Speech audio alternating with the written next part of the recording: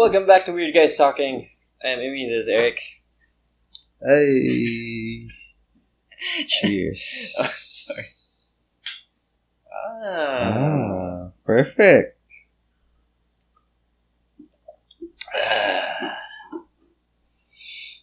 So, last week. Talked about?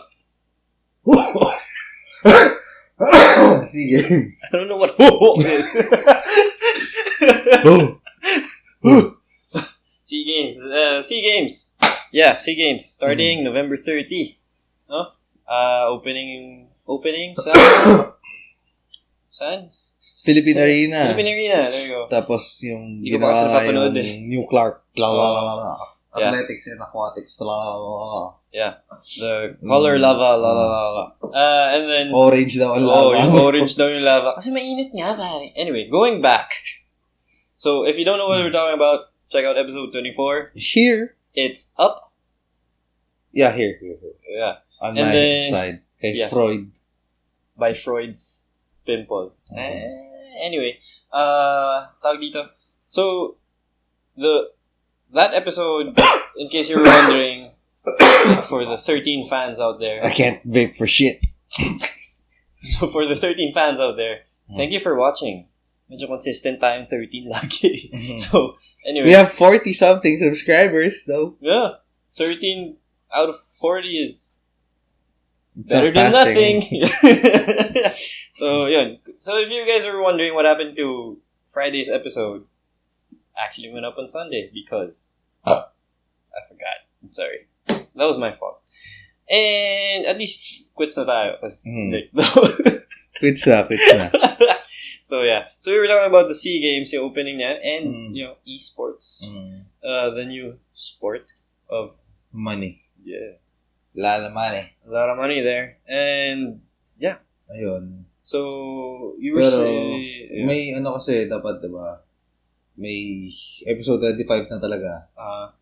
But since there are a lot of developments nga na hindi maganda. Yeah. We had to follow up. Yeah. FU! We gotta follow up. We gotta FU that shit. Mm-hmm. Okay, I think I drank too much in the practice sips. Lasing na po si Amy. And I'm sleepy. Anyway, ayun nga. So, kasi kanina hinatid ko girlfriend ko. Tumahan kami ng ultra. Okay. So, ginagawa pa siya.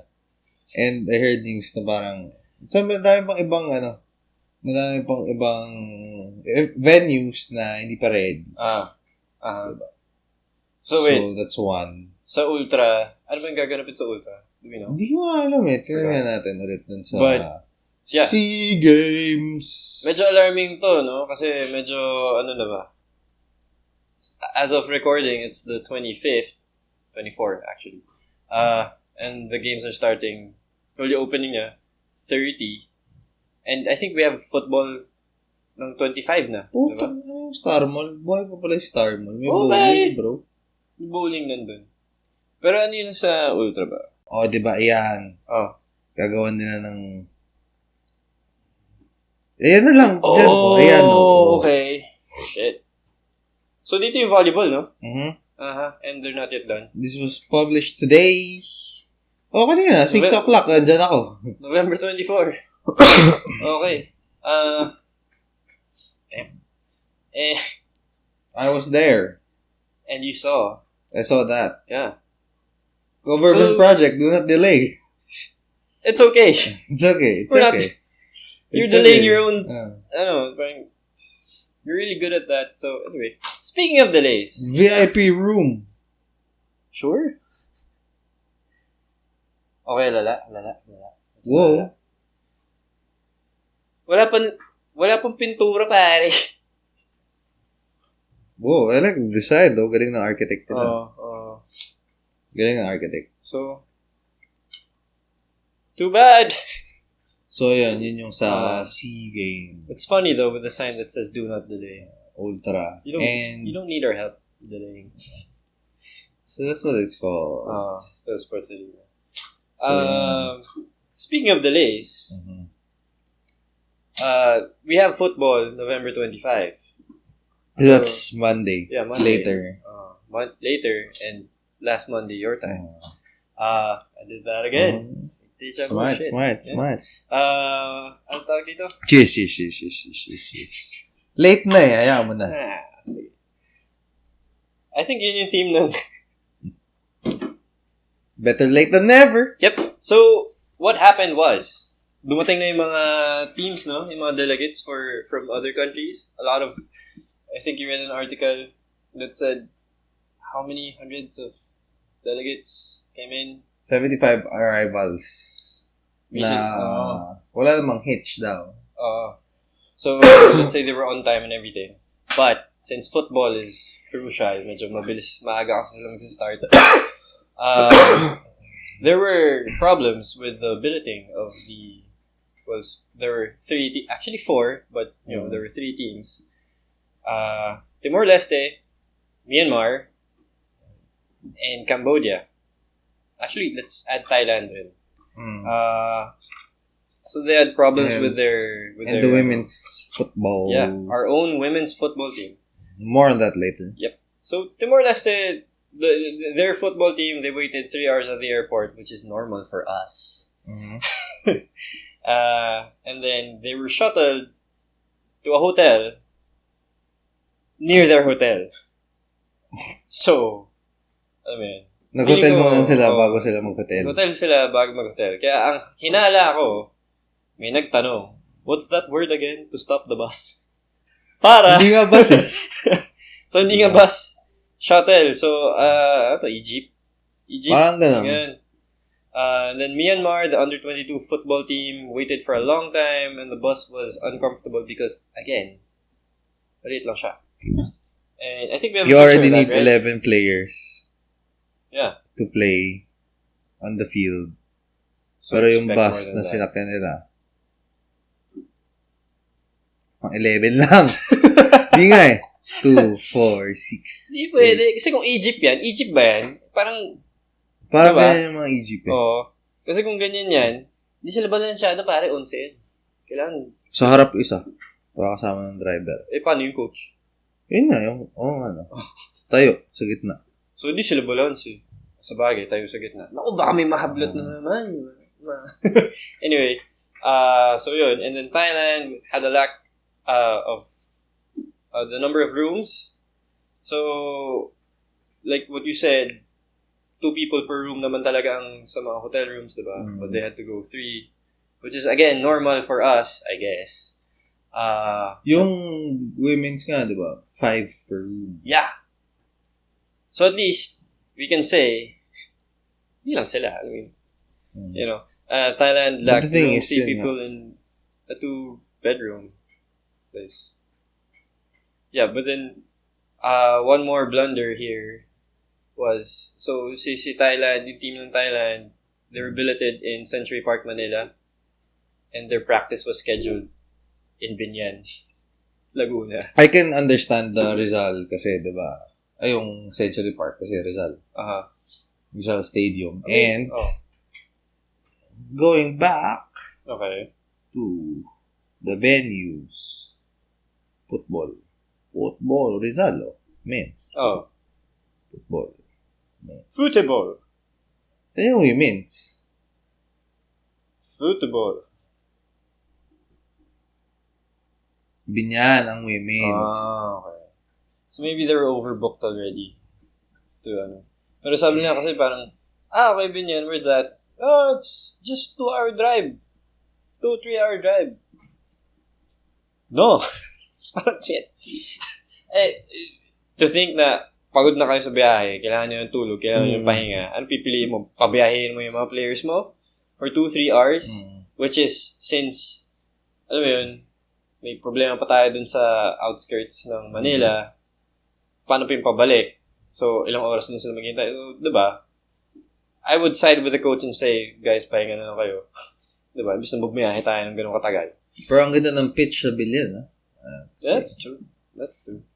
320 million. Yeah. Whoa. But, we're not going... Are we gonna get into that? No, the budget. We're gonna get into the budget. Okay, sige. And then, yun. The logistics, though.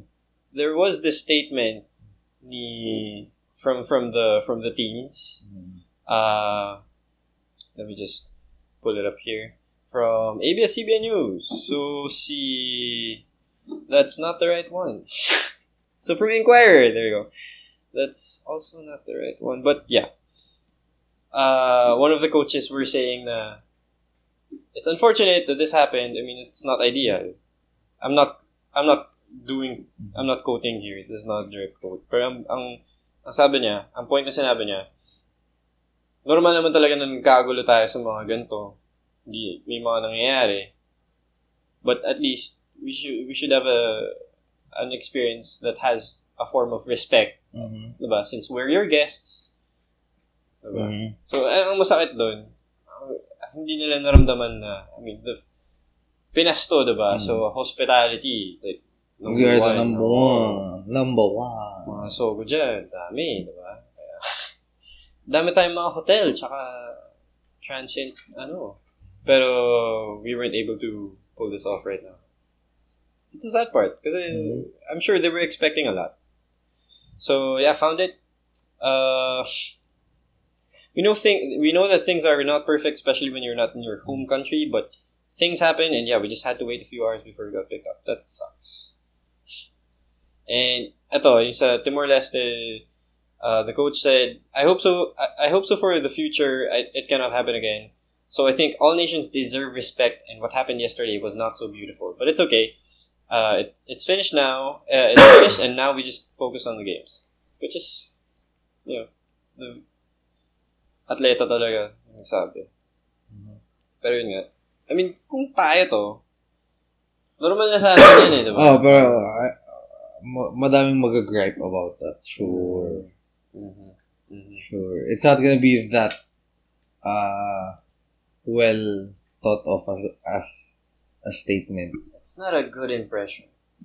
Sure, yeah. I mean, to think that for months, we had all the time to prepare. We had all the the resources, and this happened. I mean, waiting for your room for around 2 hours, 3 hours, that's fine. So you have to wait for 8 to 9 hours. That's a delay. That is a, yeah.